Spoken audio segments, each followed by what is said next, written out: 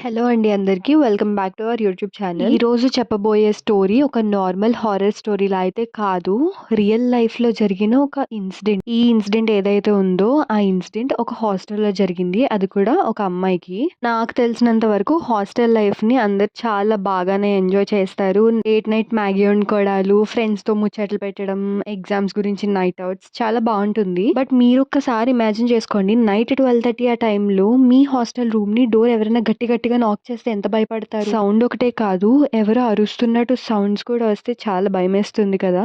So, ఆ అమ్మాయికి ఏం జరిగిందో ఈ వీడియోలో చెప్తాను. ఇంకా స్టోరీ అయితే స్టార్ట్ చేసేద్దాం. 2019లో వైజాగ్ ఔట్‌స్కర్ట్స్ దగ్గర ఒక గవర్నమెంట్ వాళ్ళది బిల్డింగ్ ఉంది.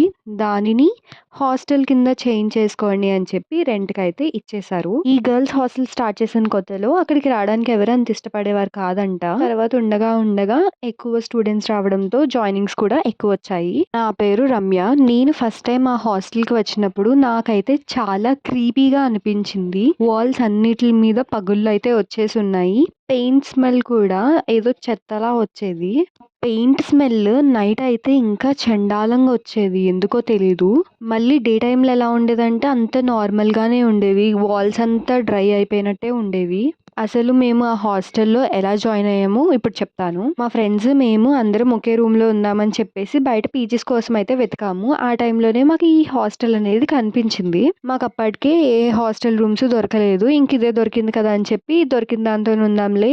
ఒక 2, 3 మంత్స్ అయిపోయాక మళ్ళీ మారిపోదాం అని చెప్పి అనుకోని ఆ హాస్టల్‌కైతే జాయిన్ అయిపోయాం. ఇప్పుడే అసలైన కథ అనేది స్టార్ట్ అయింది. మేము జాయిన్ అయిన ఫస్ట్ డే నైట్ జరిగిన ఇన్సిడెంట్ ఇది. నాకు ఆ రోజు కొత్త ప్లేస్ కాబట్టి నిద్ర పట్టట్లేదని చెప్పి నైట్ 12:30 ఆ టైం వరకు ఫోన్‌లో రీల్స్ చూసుకుంటూనే ఉన్నాను. అప్పుడు సడెన్‌గా ఎవరో డోర్ గట్టిగా నాక్ చేశారు.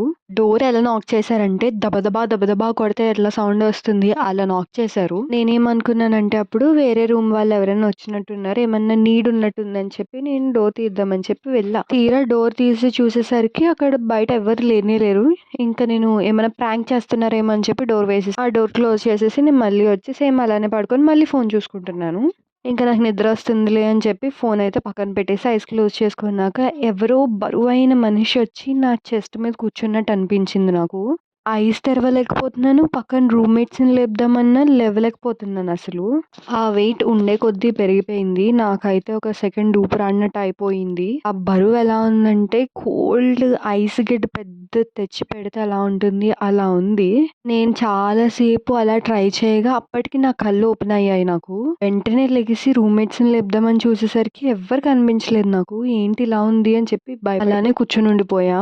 ఇలా కాదని చెప్పి నేను వెళ్ళి లైట్ ఆన్ చేశాను. అప్పుడు నాకు మా ఫ్రెండ్స్ అందరూ కనిపించారు. వాళ్ళని చూసి ఏడ్చుకుంటూ రూమ్ ప్రతి డోర్, విండో లాక్ అయిందా లేదా అని చెప్పి చూశాను. ప్రతీదీ లాక్ అయ్యి ఉంది.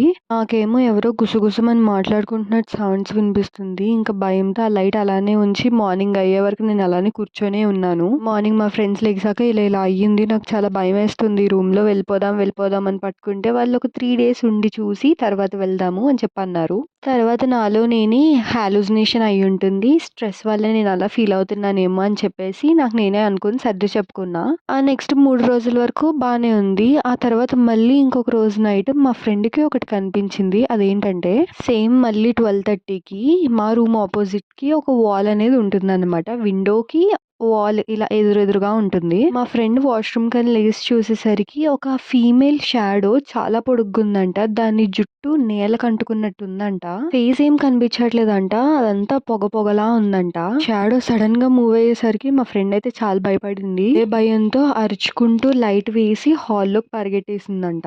తను అరిచేసరికే మేమందరం లెగిసిపోయి ఉన్నాము. లేచి ఏమైంది అని అడిగేసరికి తను ఇలా అవుతుంది ఇక్కడ అని చెప్పి అంది. అప్పుడు నేను కూడా మా ఫ్రెండ్స్‌తో అన్నాను. నాకు కూడా ఒక రోజు అలా అయిందని చెప్పాను కదా! డోర్ నాక్ చేస్తున్నట్టు. చూసారా తినకి కూడా ఇదే అయింది అని చెప్పేసి ఈ రూమ్‌లో ఉండొద్దు వెళ్ళిపోదాం అని పట్టుకున్నాను. మేమందరం ఇలా మాట్లాడుకుండేసరికి సడెన్‌గా గుప్పుమని పెయింట్ చెత్త స్మెల్ వస్తదని చెప్పాను కదా! అలాంటి స్మెల్ వచ్చింది. ఆ వార్డెన్స్‌కి చెప్దామన్నా ఎవ్వరు అవైలబుల్‌లో లేరు.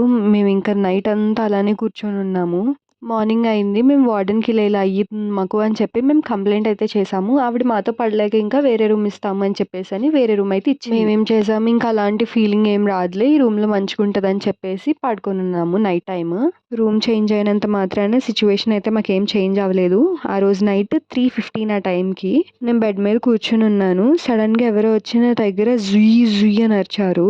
నేను ఏంటబ్బా అని చెప్పి పక్కకు తిరిగేసరికి ఏం లేదు. ఆ రోజు మా ఫ్రెండ్‌కి పొగ ఎలా కనిపించింది, నాకు కూడా అలాంటి పొగే కనిపించింది. ఇంకా మా ఫ్రెండ్స్ అందరితో నేను గోల పెట్టి ఈ రూమ్‌ని, ఈ హాస్టల్‌ని మనం ఎలా అన్నా ఖాళీ చేస్తున్నామని చెప్పి నేను చాలా పెద్ద పెంట అయితే పెట్టాను. ఇక మేము అనుకున్నట్టుగానే ఆ హాస్టల్‌ని అయితే చాలా త్వరగానే ఖాళీ చేసేసాము. తర్వాత మాకేం మ్యాటర్ తెలిసిందంటే మా ఫ్రెండ్ వాళ్ళ సీనియర్ వాళ్ళ అక్క ఈ మ్యాటర్ అంతా మాకు చెప్పారు. ఆవిడ కూడా ఆ హాస్టల్‌లోనే ఉండేవారంట. సేమ్ మాలానే ఖాళీ చేసేసి వేరే ప్లేస్‌కి అయితే వెళ్ళిపోయారు వాళ్ళు. మాకప్పుడు ఈ మ్యాటర్ చెప్పారు. మాకు తెలియగానే మేమైతే షాక్‌లో ఉండిపోయాము. అసలు ఆ అక్క ఏం చెప్పిందంటే బిల్డింగ్ ఏదైతే మేము హాస్టల్‌లో ఉంటున్నామో ఆ బిల్డింగ్ ఇన్నాళ్ళు గవర్నమెంట్ హాస్పిటల్ మార్చరీ రూమ్స్‌కి బిల్డింగ్స్ కింద వాడేవారంట దాన్ని. సమ్ రీజన్స్ మీద ఆ బిల్డింగ్‌ని వెకేట్ చేసేసి దాన్ని రెంట్‌కి ఇద్దామని చెప్పి ఆ హాస్పిటల్ మేనేజ్మెంట్ వాళ్ళంతా డిసైడ్ అయ్యారంట. అనుకున్నట్టుగానే ఇచ్చారు. మొత్తం అయ్యింది. ఆ రూమ్స్‌ని మార్చరీ రూమ్స్ కింద వాడేవారని ఎవరికీ తెలీదు స్టూడెంట్స్‌కి. ప్రస్తుతం ఉన్న వాళ్ళు కూడా ఎవరికీ తెలీదది. ఇప్పుడు మేమేం చేసామంటే మాకు జరిగిన ఇన్సిడెంట్ కూడా అక్కకి చెప్పాము. సేమ్ నాకు కూడా ఇలానే అయ్యింది అని చెప్పి అక్క షేర్ చేసుకుంది. మేము మా ఫ్రెండ్స్ ఇయన్నీ విన్నాక అసలు మాకు బుర్ర పని చేయలేదు. అంత భయపడ్డాము. ఆ ఇన్సిడెంట్స్ అయితే ఎక్స్‌పీరియన్స్ చేసినప్పుడు మాకు చాలా అంటే చాలా భయమేసింది. దొరికిందనుకున్నాము హాస్టల్. తీరా చూస్తే ఇలా అయిపోయింది. కానీ మేమైతే చాలా అంటే చాలా ఇబ్బంది పడ్డాం. కాకపోతే మేము తర్వాత హాస్టల్ వెకేట్ చేశాక బయట సెపరేట్‌గా రూమ్ తీసుకొనైతే ఉన్నాం. ఇన్సిడెంట్స్ అయ్యాక మేము ఇంక అటు సైడ్‌కి వెళ్ళలేదు. ఇంకా దాని గురించి పెద్ద రీసెర్చ్ కూడా చేయలేదు. మేము ఆల్రెడీ చాలా భయపడి ఉన్నాం కాబట్టి. సో ఇదండి వాళ్ళకి జరిగిన ఇన్సిడెంట్ అయితే. అసలు చెప్తేనే ఇలా ఉందంటే వాళ్ళు ఎక్స్‌పీరియన్స్ చేసినప్పుడు ఇంకెలా ఉండుంటుందో అసలు. ఇలాంటి రియల్ ఇన్సిడెంట్స్ అయితే చాలానే ఉన్నాయి. అవన్నీ త్వరలో షేర్ చేస్తాను.